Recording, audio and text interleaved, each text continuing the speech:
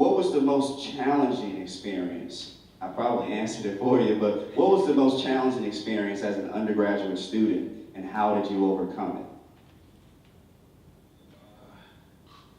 Yeah, well, exactly. You know, having a family, having children, small children, children in school, children getting sick, and still having to manage my time with the work. I had to go to classes at night, so trying to get money to support my family, as well as still be able to have time for my studies and any work requirements that were necessary. That had to be the hardest thing for me. And I don't suggest it, but it can be done for those who may be in that situation. But yeah, it was extremely difficult, but I think at the same time it did help me tremendously. That's why I say the time management piece, because once I got that, I started to, I actually use that in everything I do now, with managing how and when, and like you said, writing things down, getting the schedule. It really pushed me to that point, because before that I was a procrastinator, habitual procrastinator, and my work suffered because of it, but I was committed to making this happen, and that commitment would not have worked if I hadn't learned how to properly manage my time and stay focused and stay disciplined. So yeah, time management and dealing with children and throw up in diapers. So all of that juggling is probably the most difficult time I had here.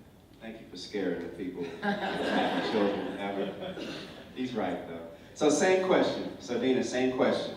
Most challenging experience. We're gonna go across the board with this one. So most challenging experience as an undergrad.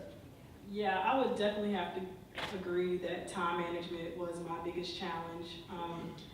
I was working, volunteering, involved with organizations on campus, and you know, I still wanted to have a social life too. So it was kind of hard to, you know, finally learn how to say no to some things and like start prioritizing like my schoolwork and my books, especially when I started to see my grades slipping. So definitely time management was my problem, but you know, once you start prioritizing, it's, you know, you can overcome it. So Cynthia, and I'm not calling you old, but I know that the campus has changed a lot. There's so much more to do now on campus, so many distractions. When I look at the campus compared to when I was here, why didn't we have football? I know why we didn't have football, but there's a lot more to do. So what were some of the challenges that you faced during your time here? So I was also a non-traditional student. So coming on board, I already had the family, and I had not been in school in a very long time. So my challenges were math and advanced languages. So I actually had to go to CPCC, take some dummy math courses just to bring me up to where I needed to be so that I could actually do well in college math. So I think the thing that I learned was, even though I'm the oldest person in each classroom, you know, you guys, the younger people, just like my kids, I have 30-year-olds, they were fantastic to help me. They would, and I accepted their help. I mean, so I would say to you, don't be afraid if you're really struggling in certain areas, if it's public speaking, because that's not easy, let's be real. There are certain classes that are just difficult for some people, but reach out and take the help that's there, because as you know, there are a lot of people in that class that will be more than glad to lend a hand, to sit with you in Adkins for a little bit, to bring you up to where you need to be. And so you just have to learn to say, hey, I need some help, and then, you know, roll with that. That's what I learned. Great, great. Same question, Darlene. For me, I was a little different. I guess my biggest challenge was learning to be patient. I was really ready to go.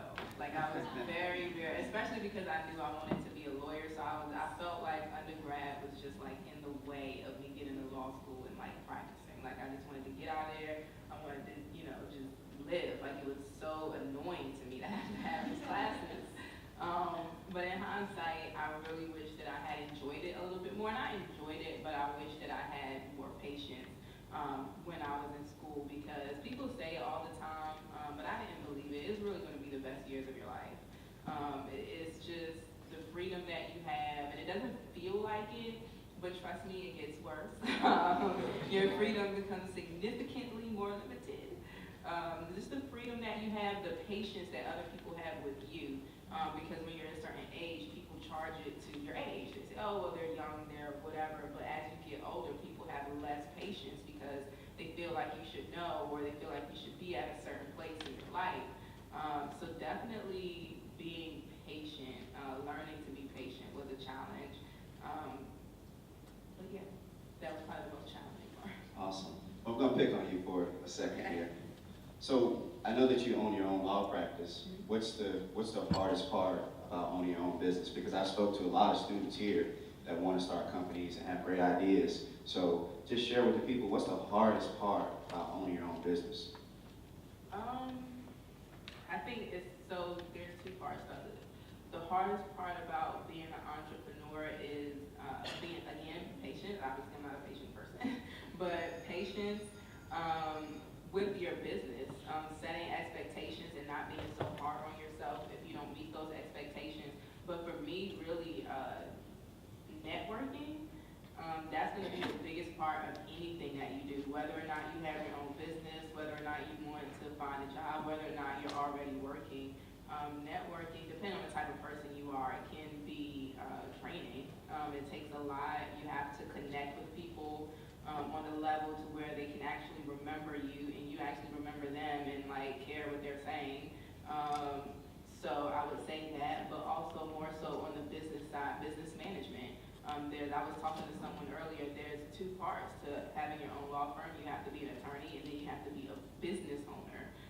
So when you meet a client who you really want to help and they have this heart-wrenching story, but typically the case is $2,000 and they're like, hey, I got $150 and you really want to take the case, but you can't afford. You literally cannot afford to take another pro bono case.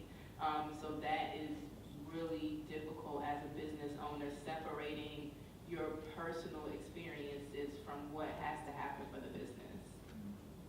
Awesome. Now, you brought up a great point, is separate your personal experiences, and I want to direct this question to Dena.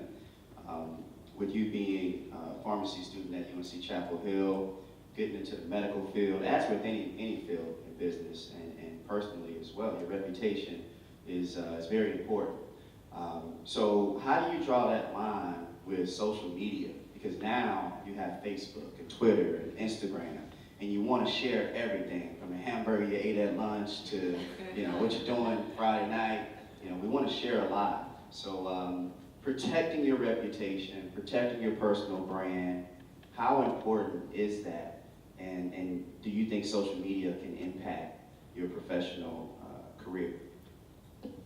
Oh yeah, most definitely. I have a lot of friends, who they do post on Facebook and, they speak their mind, even people in my class, but, sometimes, there's a lot of things going on. You have to kind of refrain from, I guess, let me figure out how to phrase it.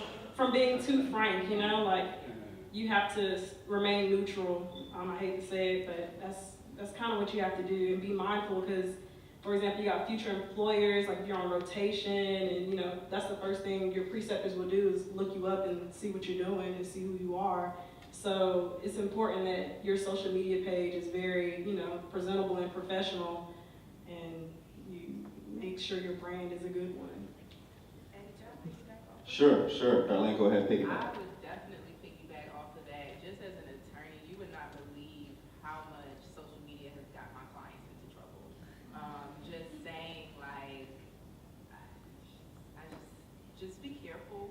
Yeah, we want an example. Like, I Just have kidding. clients whose cases against them have been built solely off of social media. Just the things that they've said, people are watching. I will also say, though, be neutral. always be yourself. If you look at my Instagram and my Twitter, I'm not extremely vocal, but I'm me. Because I had a client who I asked them how they found me, you know, why they reach out to me. They said, because you're like me. You're someone like me. And I think that when you have a target audience, typically you attract what you are, right? So I'm not putting my exact feelings on Instagram or out on Twitter or anything like that, but it's very clear who I am as a person and what I represent. I used to be a DJ, and that's something that I would never hide. I like rap music. That's something that I would never hide, you know, but also my work speaks well enough for itself that if someone's going to hire me or retain me, they don't even care about that because they know my reputation. So it goes hand in hand. You have to be very careful, but you never want to conceal who you are as a person unless you're like a psychopath. Then you should Awesome. So Cynthia, you mentioned earlier about working in groups and getting help. I just want you to elaborate a little bit further on that because we've all heard the phrase, you know, birds of a feather flock together, and you are who you hang around. So how important is it to build good, solid relationships when you're an undergrad? Can you elaborate on that a little bit further? One thing that, now this was in grad school, but one of my instructors indicated, and I believe several of the panelists have mentioned as well, is the networking aspect. The people that you are sitting around right now, believe it or not, you may find yourself sitting in the exact same waiting area to apply for the exact same job.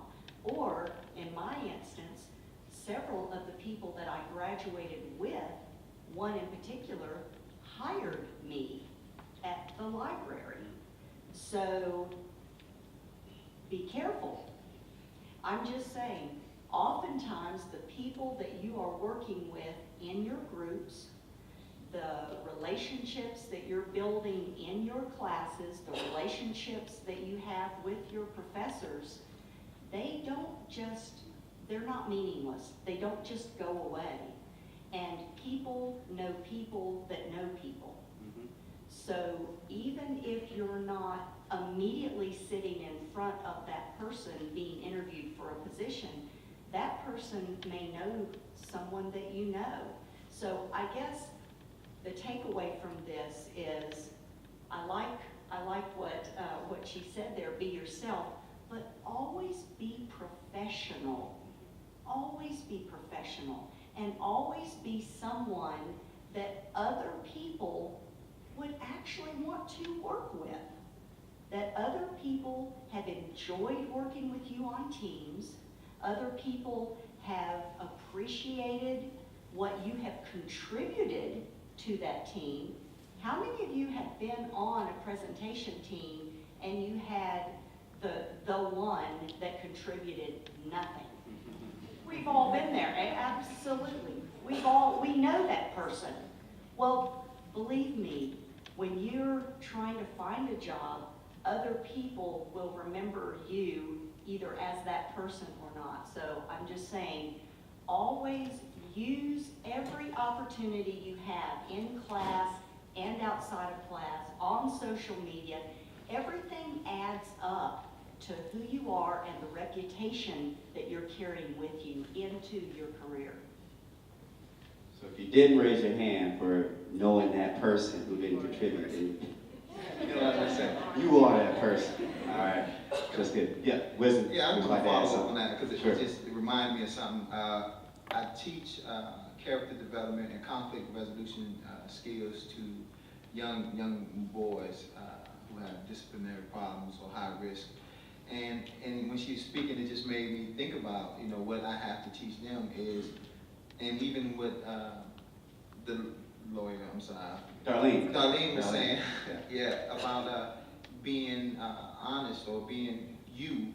And one of the principles we have to teach is integrity, you know, and the idea that your character is so important. That's why I hear her, the librarian, I'm sorry, I'm terrible with names. Okay? So that's Cynthia was saying, yeah. So, you know, really work on your character. You know, make sure that you, number one, you know, you have the integrity, you have a sense of humility and patience and tolerance, and you have some of those qualities that will make you a good person overall. Then you would not, and those qualities are not just for yourself. They're actually more useful in groups. That's right. Being honest is more useful in groups than just yourself. So that's what I have to teach my young men, and also learning how to resolve conflicts in a positive and productive way. Look into that, because conflicts are all around, and even when you have that one person who's not doing that work, there is a way, in some cases, not all, to get that person to do something, even though they don't want to do it. You get them to solve that problem, because I think that's really what it goes to in the end, in terms of working with groups and working with people, and it's so vitally important for your success in any measure or any level. Excellent input. Integrity, though. I mean, that's one of my favorite words, and my definition of integrity is who you are when no one's watching.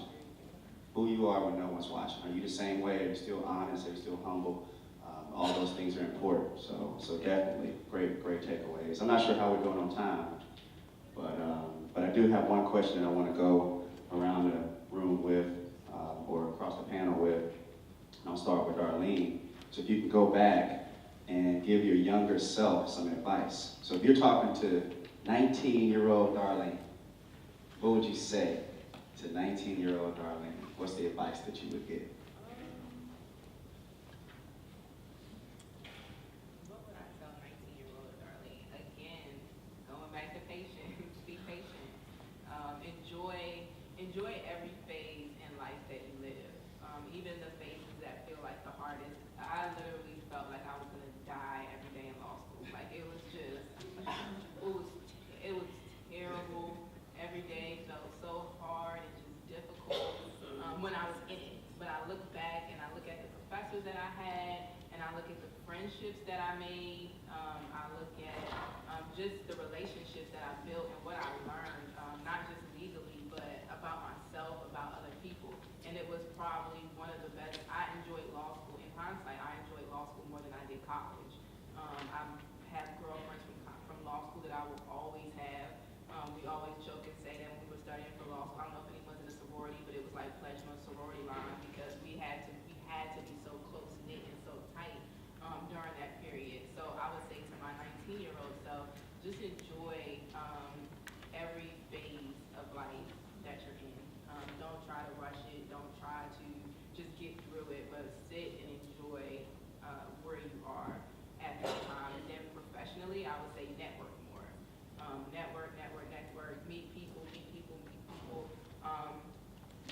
Like my colleague said, worrying about the people you're around now. Most of my cases now, I get referred to by classmates from law school. They send me people because they remember how I was in law school. They remember that I was very dedicated, that I worked hard, as opposed to some of my other classmates who kind of just, they kind of winged it. So if you have a choice of someone who you remember from college, you want to be the person that someone actually wants to send their sister to get defense. So I think you look at people that you're around now and you think, oh, they're just a college classmate. You don't know who they'll be. You don't know if they'll be able to refer you to a position. You don't know whether they'll be able to hire you. You don't know if one day they'll have the power to fire you.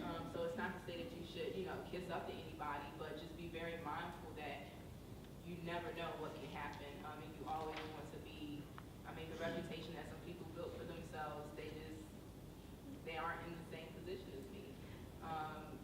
So just be very mindful of how you present yourself to your colleagues, and just in public, just going to Starbucks. You might run into Starbucks is actually a great place to meet people. You might run into somebody who can give you a job, or someone who may not even be able to give you a job, but provide some type of value, even if it's minimal. So I would say to my 19-year-old self, just, networking, be patient. Patience, young grasshopper. And networking, very important. So Cynthia, and then we'll open it up for questions after we get to wisdom. But Cynthia, what would you give your younger 19-year-old self? What would the advice be? Well, at 19, I already had children, so let's don't go there. But when I was in school here, I think the advice that I would give my younger, as a freshman or sophomore, and I'm not sure exactly where all of you are in your educational career at this point, but I think I would ask myself to look ahead to where I'm wanting to be, where I'm wanting to go with that degree, and then instead of taking film study classes, or instead of taking basketball and media, you know, I might have taken some courses that absolutely directed, like I was jotting down some of the courses that are offered now. If we were doing a minor in humanities, technology, and science, and I probably would have taken human-computer interactions, I would have taken communications and mass media. There's certain classes that I wish I had had that directly would impact where the library is right now with trying to get and bring in more of the digital and other technology advances through, you know, materials, e-materials and things in the library, and how that platform affects our users. So if I had insinuated myself into some of those classes, think about in all of the classes you take, you do different projects in those classes, right? So you can take those projects, use them on a resume for the actual employer or the actual field that you're going into and say, look, you know, in my junior year, I worked on a team and we were able to bring statistical information that lent this, whatever it is. But you can use those projects on a resume in the field that you're headed toward. But if you choose your electives and choose some of your classes just to get the credits you need to get the degree and finish and get out, you've kind of wasted that time when you could have been using some of those classes to sincerely beef up that resume. Because let's be real, as soon as you graduate, it's not like you're coming out of school with 10 years of experience in the field. You're going to have to fall back on some pretty significant projects or work that you were able to accomplish right now, here. So make those classes count. I think that would be my advice. Terrific. So be strategic about your coursework. Don't just take the classes that are easy. So Dena, what advice would you give 19-year-old Dena? So the advice I would definitely give 19-year-old Dena is you need to understand the power of networking. Especially if you plan on going to graduate school or specific, focusing on a specific concentration. Normally, like the amount of people in that program is very small. Like, for example, pharmacy world is very small. So definitely putting yourself out there and knowing how to network it as well. I would meet people and not know how to establish those relationships. So understanding how to follow up, even developing an elevator pitch for when you go to conferences, and just knowing how to network properly, like not just meeting people, but knowing how to maintain a relationship through networking. Excellent. So networking, very important. And here's a tip for you. This is one of my networking tips. Be interested first, as opposed to being interesting, I-N-G. So interested means you're listening, and you're asking the person about what they have going on, what are they doing, or things like that, as opposed to saying, hey, I'm Eddie Love, I'm an author, speaker, life coach, all these different things. I've learned to just lead with being interested before being interesting. Because once you give them your undivided attention, they kind of owe it to you, to listen to you.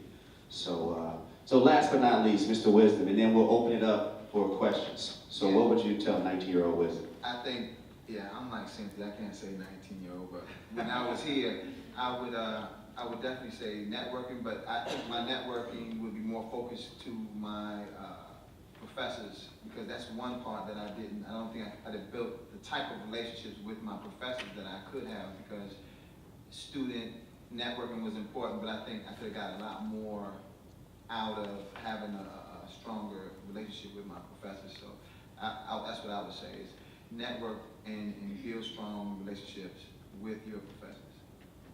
That's great feedback. And I learned that too. It's something about going up and talking to that professor after class. Those people always got A's. Like, they just aced the classes. And you wonder why. It's because they stayed after class from the first day to the very last day. So keep that in mind. So networking with your professors as well. So if they know you on a first name basis, that could help you out. And sit at the front of the classroom as well.